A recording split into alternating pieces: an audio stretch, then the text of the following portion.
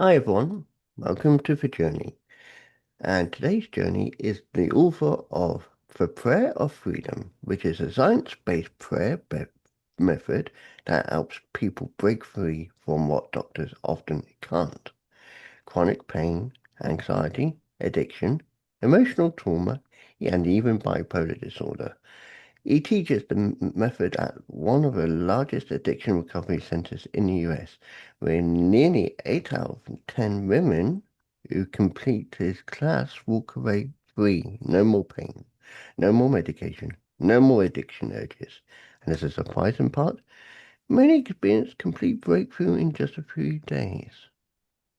I will leave the bio in the description, but I welcome Beatty to the journey. Well, thank you, David. I am excited to be here and share my journey with your people. You're welcome. And journeys, as you know, you get into the car, you start off, if you get a map or if you got guidance system, you set your, destination. When you're younger, it's always exciting, and there's always a person in your life that always inspired you when you was younger. What was your earliest inspiration?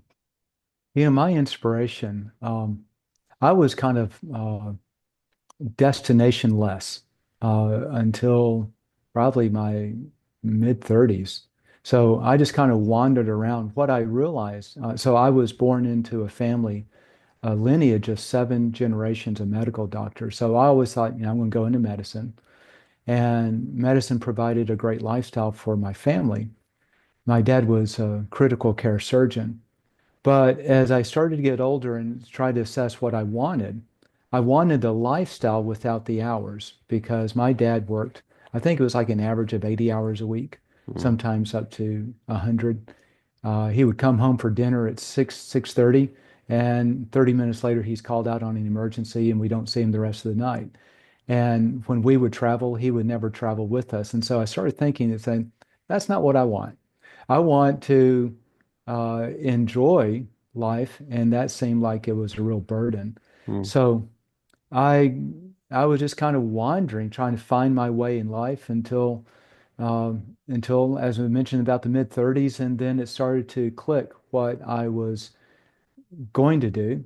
And then once I got into my mid 50s, God changed everything again. So it's like I'm not sure where I'm going, but the journey's been a lot of fun. Yeah, and you touched upon it in such a way that it does epitomize how the journey is. It's Yeah. never straightforward. It isn't. It's if I could, I remember so while I'm a religious person, but this is a just a simple fact. Back in the ancient Bible text, there's a guy named Abraham, and God says, Abraham, I want you to go east. He said, where to? He said, I'll let you know when you get there. It's like our journey is we just kind of go a direction. We hope and we think we're doing the right thing, and we'll kind of see once we get there where it ends up. Yeah, and it's like, I'm in America now. I come from England. And for so many years, I was always going on many turns in my life because it was part of who I was. Hmm. I was not saying I was not adapted to being where I was. I just like the freedom of being able to go places. And don't get me wrong, I still got that freedom in America. But it's the passion of not knowing what you're going to do when you do go to those places. Yes, if you go to relatives, you 9 times out of 10 know you're going to be happy and you're going to be doing more exciting things. So it's another diversion. It's part of having that journey because it's part of life. Yeah. You know what? It's for me, a journey is because I love to travel um, and I hate to travel back to the same place because I've already been there. Hmm. So the exciting part is not knowing what to really expect, but you've done enough research to say, I think it's going to be a lot of fun. And you go there and everything is new. Sort of like with if you have small children, when our kids were small, everything was new. It was an experience to them. So our excitement on the journey was watching their excitement of learning, going, oh my gosh. And then as they get older, the excitement that goes away because they're no longer excited about life because they've experienced all these little new things. So I think for me, the journey that I've been on, which has been dramatic in recent years, there's been a lot of excitement because I'm seeing things uh, that most people think is impossible. And I'm making an impact in people's lives that they thought would never happen to them. And so once you can apply the excitement of the journey and mix it with helping others, it's like I'm in heaven. It's like I'm having a great time now. Yeah, and it's embracing that moment, and in the eyes of the Lord, it's about the glorification that you've achieved something. It is. And in the glorification of uh, bringing him glory through it. Yeah, and that's why we say amen to that. And obviously, I'm being neutral in there because I have to be. Other religions are thankful for their own gods, for their Yes. own purpose, so we have to remain neutral on that. But for our perspective as Christians, we can say that. Well, what's interesting is while I'm religious, everything I'm fine is simply spiritual. And what I mean by that, David, is religion is what you believe. And if you believe this way, you're part of that religion. If you believe another way, then you're part of this other religion. But when you're dealing with spirituality, most people will agree that we are spiritual in nature. Our physical body exists in the physical realm, but there's our soul, which is our mind, will, and emotions, is actually sort of in a spiritual realm. And when I've applied healing from a spiritual standpoint, what I'm learning is there are spiritual laws, and these spiritual laws can be proven empirically through scientific approaches. And it doesn't matter if someone believes it or not, which means it's not religious, it's just a law. And if they simply do this process, I'm seeing people with chronic pain and anxiety and addiction and bipolar disorders and emotional traumas and all kinds of things literally disappear overnight simply by tapping into the spiritual realm of where a lot of these things seem to originate. So that's been, for me, it's like I'm like a little kid again. It's all exciting, learning these new things, applying it, and going, wow, I never knew this was possible. Yeah, and it does go into the present. Obviously, you do what you are doing now, and the podcast is going to be named after, the prayer of freedom because it's a way of promoting your work. But can you tell us about your work and how it came about to be? You said you wanted to be your own person because obviously coming from a family of doctors, but this is your own unique. Yeah. So I guess you could say that healing was in my blood since it was in 7 generations of my blood. And Uh, but I ended up going in business for 25 some odd years. And then about 9 years ago, God placed this really insatiable urge in my heart to heal, to pray for healing. And it took me 6 months to get up the guts to go out and actually walk up to someone and say, hey, you're on a cane. Can I pray for you? And I started to see about a third of the people I prayed for healed. And then over the years, it increased to 90%. I would just go out to Walmart and go out and pray for people. Mm, And I've seen glaucoma healed, deaf ears healed. I've seen blinded eyes, legally blind eyes open up. I've seen all kinds of joint pain and surgery post-op issues, depression, anxiety. And then about 3 years ago, as I was going out, it stopped. I was going, 90% being healed, and then it mm, went to almost to zero. And it startled me. And I went to God and I said, what happened? He said, I took away your gift of healing. And I said, why? It was helping so many people.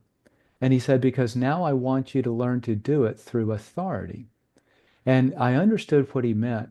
Um, in authority, what that meant is what I started to realize that a lot of the things that we deal with in life, in terms of these issues that are bad in our lives, I call them torments. It's just, an addiction or anxiety or depression. They just kind of torment you. And I found that these are really a spiritual entity something from the spiritual realm that had a legal right to be in our being. And if you get rid of the legal right, then instantly that torment issue disappears. Mm. So if someone was deaf, couldn't hear, and like this one guy, he couldn't hear in his left ear.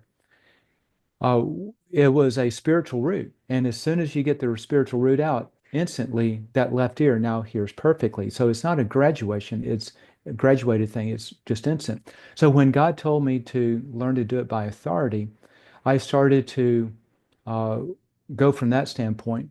And what I started to do is very rudimentarily, I recognized over the years that a lot of the issues we go through is when we violate our conscience. Our conscience, when God creates us, He gives us a conscience and He writes in our conscience, and the conscience is in the spiritual realm. He writes in our conscience His standards of right and wrong.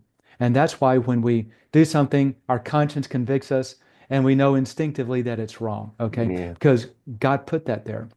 So when we violate that, it opens a door, I'll call it a legal right, for a spirit to come in and bring problems into our life. And usually those problems, David, are tied to a similar issue. So, like if I blow up in anger, let's say there's someone that I really love and they do something and it really ticks me off and I just really blow up, then I'll get a spirit of anger. And what it does is it keeps me angry all the time and it amplifies anger. And I just can't turn it off. And the least little thing, I blow up.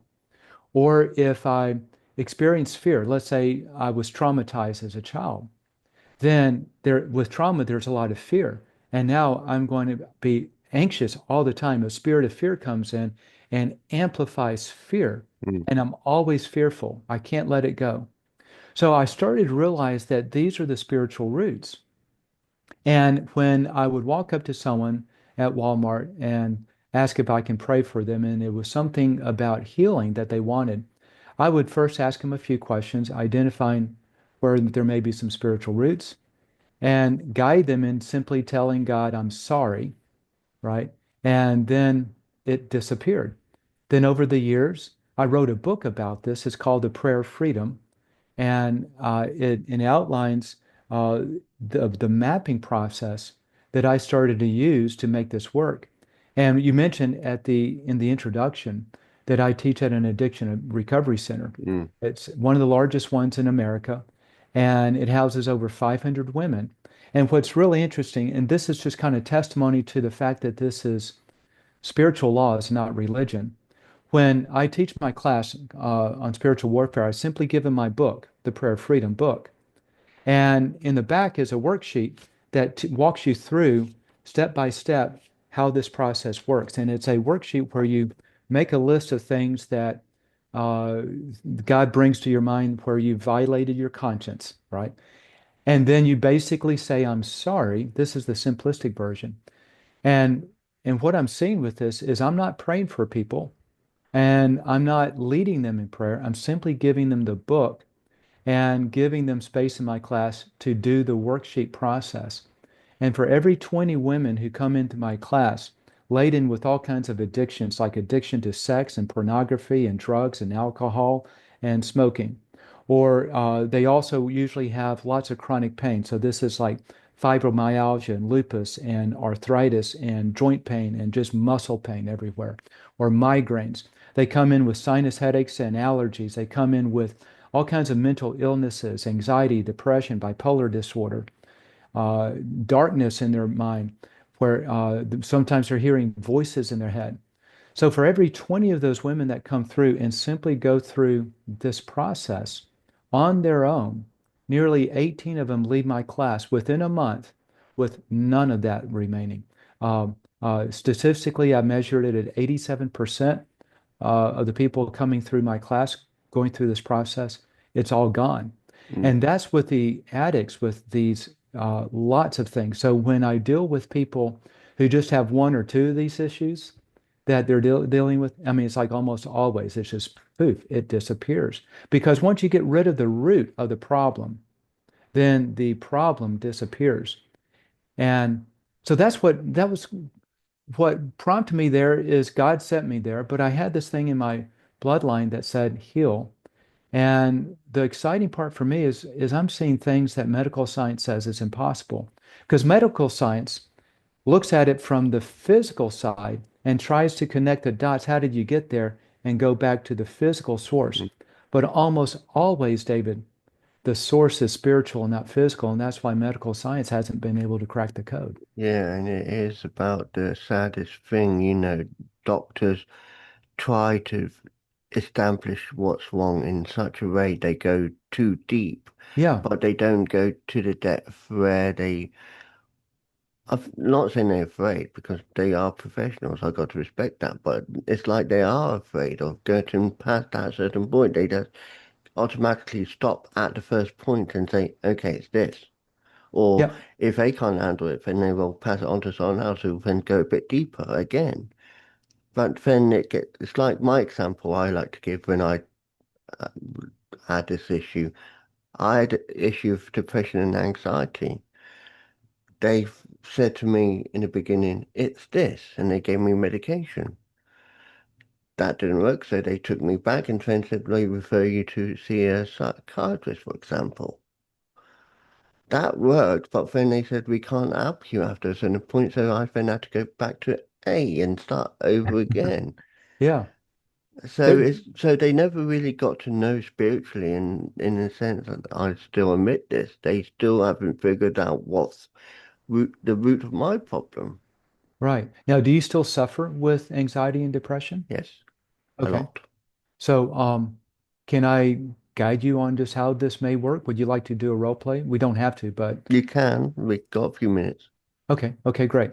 So usually, and for my audience and for you also, this is going to be a very simplified version, which means it may be temporary, but when you go through the full version that I put out in my book, it's permanent. Okay. And where his book is available is Amazon.com, your website. Yeah. So the best way, so the book is called The Prayer of Freedom. But if you were to type that in at Amazon or Google, there's so many things on prayer and freedom that you'll never find it. So simply add the word book at the end, theprayerfreedombook.com. Okay, so if you go to theprayerfreedombook.com, I've got a website set up for it. There's a button straight to Amazon so you can get the right book. Okay. Okay. And I'll make sure that's in the description afterwards. Yeah, that'll be perfect. So let me ask you first, on an intensity level, 0 to 10, 10 being most, where would you rate right now as we're talking your anxiety and depression? Inside, I'm okay talking because I'm talking to you, but relatable for my own inner self is a 8. Okay. And then when do you recall first feeling any anxiety or depression? When I was many moons ago, 15 Okay. years ago. Well, I'm 41, so I was 15 when I first found out. Okay. And what was the event? Usually there's an event that is nearby when it starts. Do you recall an event? Without being critical, it was the way I was growing up with my mum, because Okay. she was a single mum. Okay. And was there resentment toward her because she was always working and never It, helping you? because she was very not understanding and allowing me to do certain things like a normal teenager would. Okay. Okay. I totally get it. So what's interesting is most of these issues we deal with actually have a root back in early childhood. Mm. And usually, if there's a single parent family or a family where only where one of the parents is abusive or anything like that, but it's always back there. So what I'm going to do is I'm going to uh, guide you in what I call a three-step approach.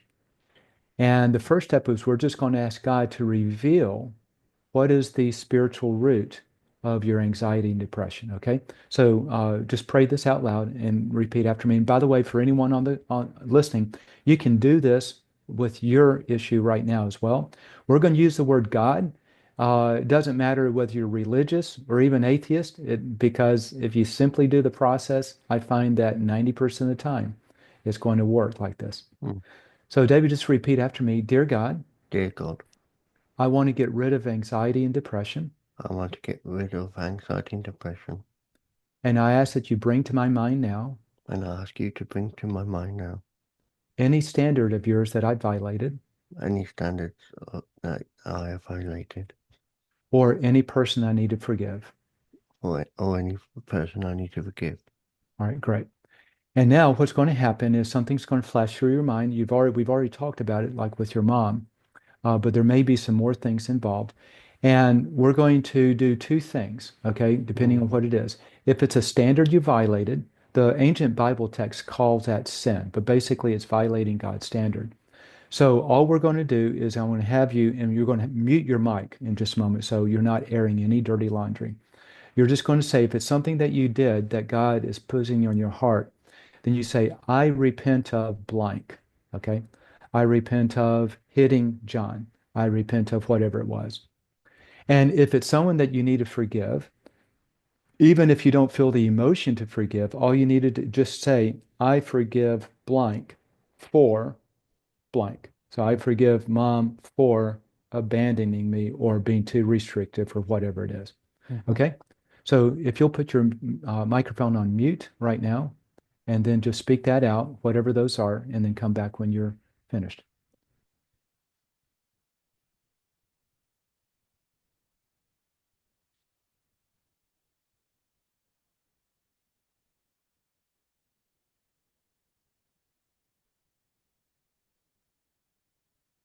All right, finished?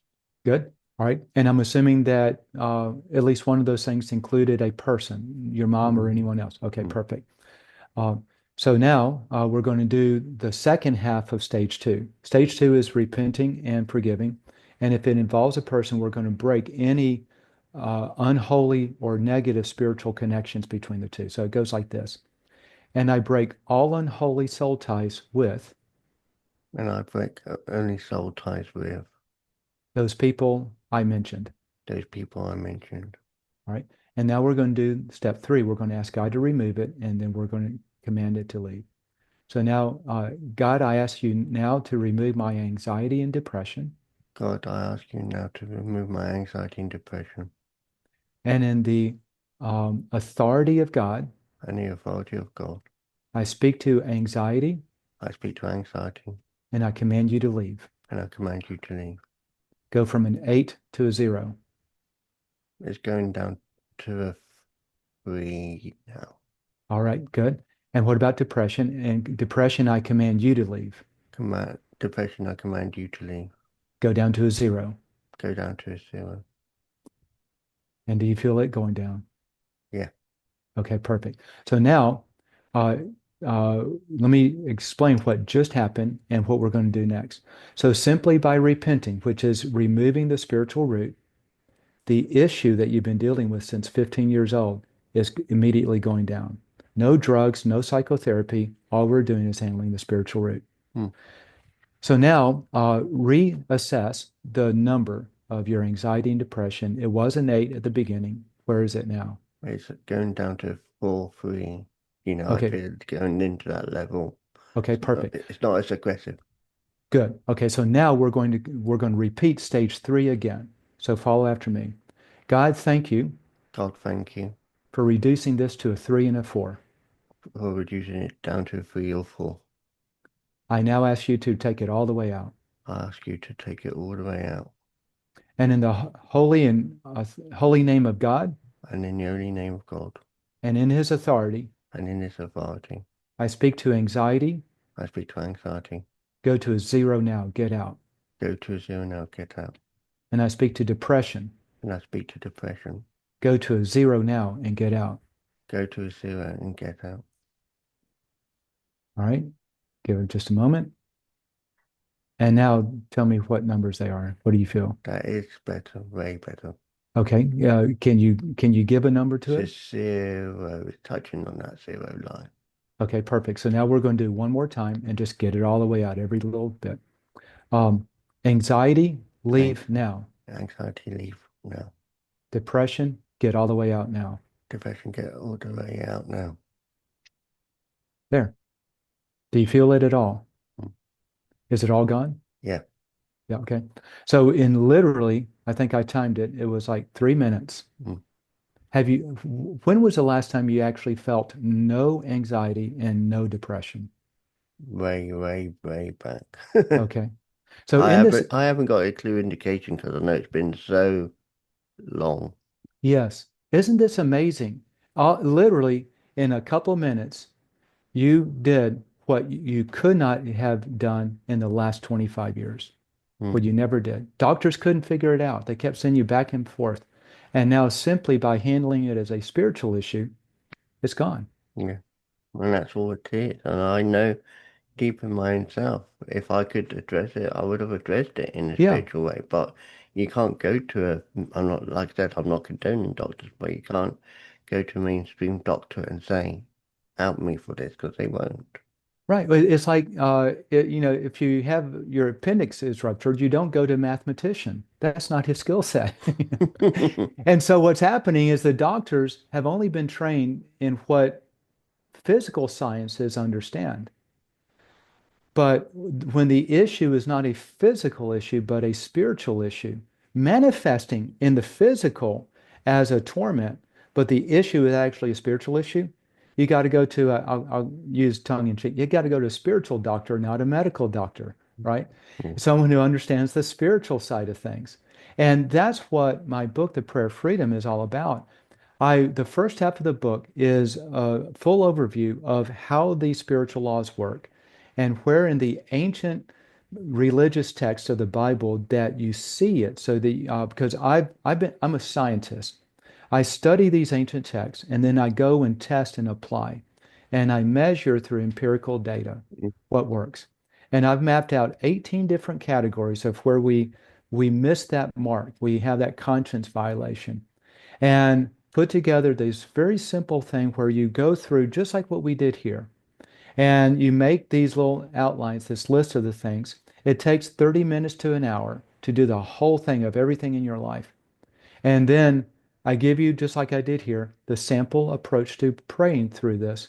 And literally in a matter of several hours, almost everything in your life can disappear. That's what's happening with these ladies at the Addiction Recovery Center is we're just handling the spiritual root.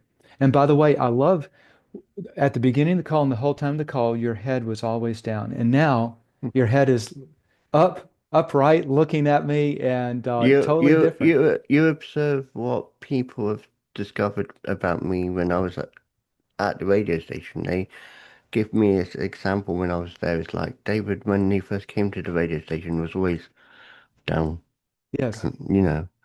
And I was there for 10 years, and then they gave the example of David is now, as you see, able to talk. Don't get me wrong, I'm looking at the camera, it's just Yeah, I the way know. the camera is, but it's, gone is the day where David died in a way that, I was a person they could rely on. Yeah. Let me tell you just a few stories before we wrap up because I know our time's running short now. Mm, But I want to share the breadth of how some of this works. So a couple of years ago, I'm in my late 50s, and I called up a friend. He's about my same age. And we were talking, and he was complaining about his hip. I was asking about it, and he said, "My hip."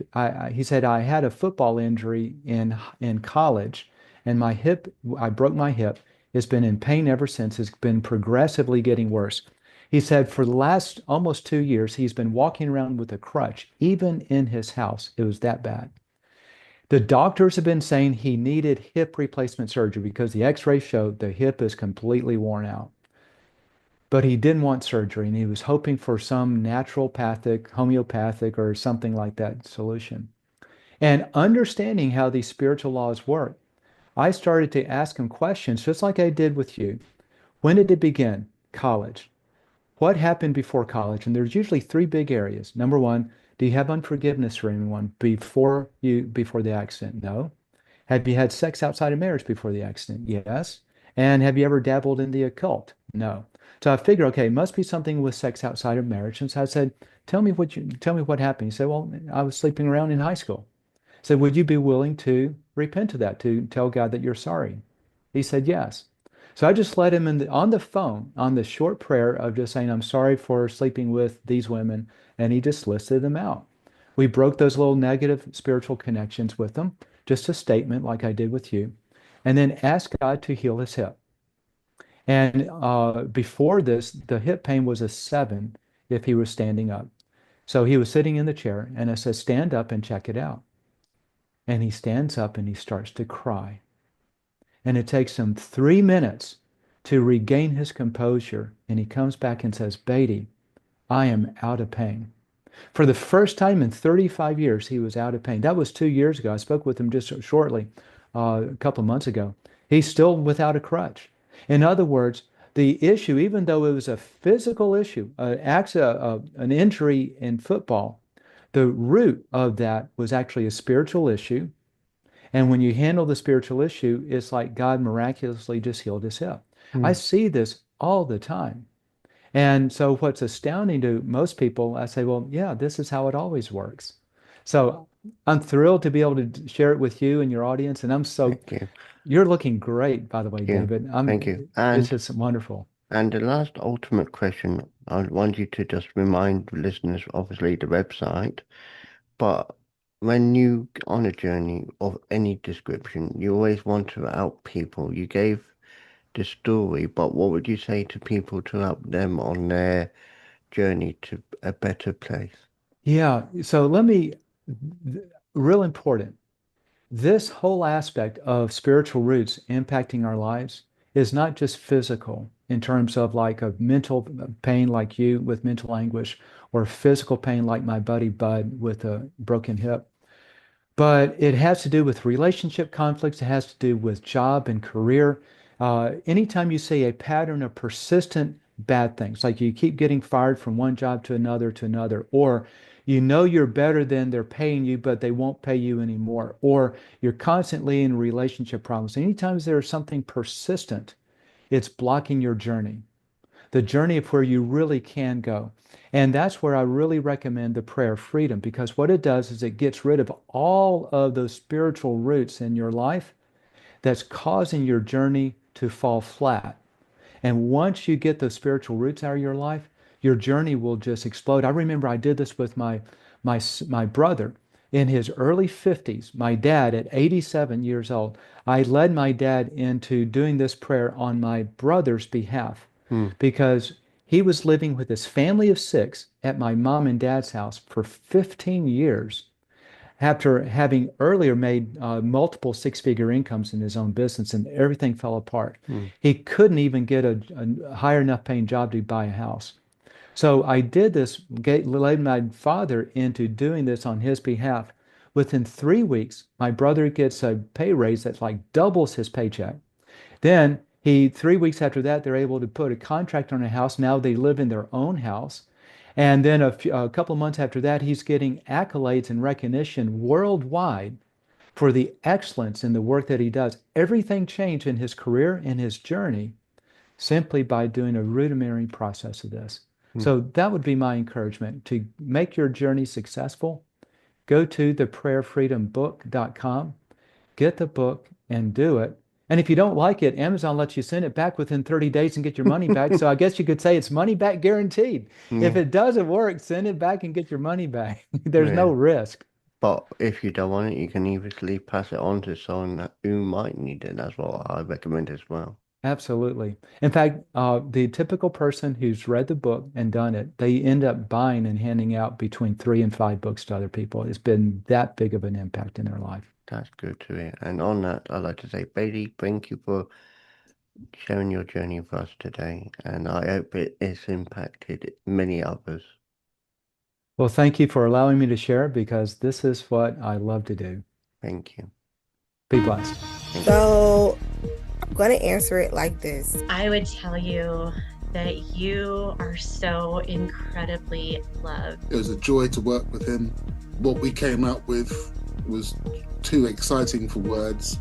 I get discouraged because people are so antithetical to goodness. Things. So I do have like a nerdy scientist side to me. Hello, everyone! Because I just said, nope, not going to be this person anymore. Even into your adulthood, and that's the message that I want to spread, that not everybody's going to judge you based on your appearance or the struggles that you go through. Everybody in the world connects in some way. Well, I never fully overcame it. I learned to dance with it. I had really significant levels of fear they haven't learned that craft of being personable enough. Our thanks to our guest there for a wonderful journey. And now a couple of messages to share with you.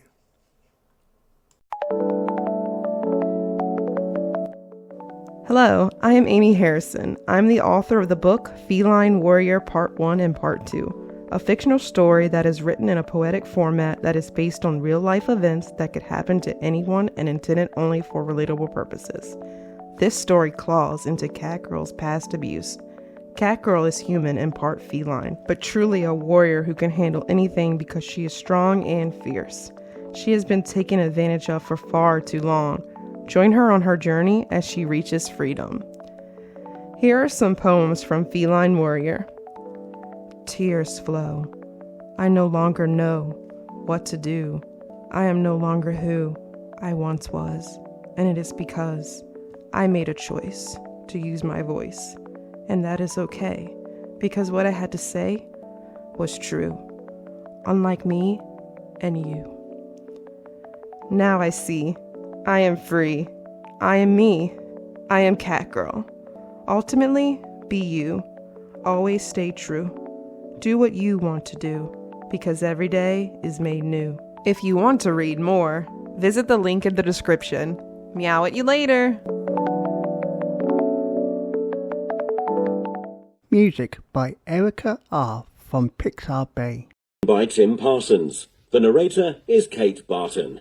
Director and producer, Darren Street. Tim Parsons would like to thank family and friends for their support with the paramedic Chris venture. The series is dedicated to the memory of his father, Reverend David Parsons. Copyright Tim Parsons 2020, all rights reserved. Unauthorized use, copying or sharing of this audiobook is strictly prohibited. This has been a Voice Reel studio production for Tim Parsons.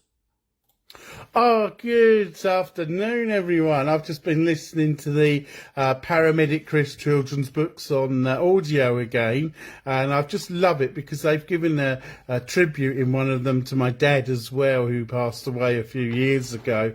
I love audio books, and it's great to walk around, and it's great to sit at the computer, if you're out jogging or wherever, to listen to them as well.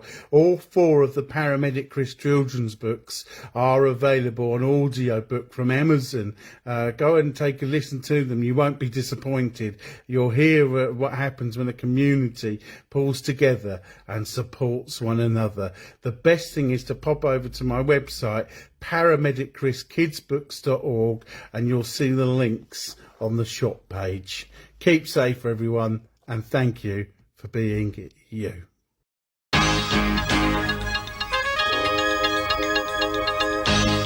The Journey podcast explores stories of personal growth, challenges, and life-changing moments. Each episode dives into unique experiences, offering insights and inspiration for listeners navigating their own paths. I believe everyone has a story worth sharing. If you'd like to share your journey with David and others, email your story to wisewords1983@reborn.com, and it may be featured in a future episode.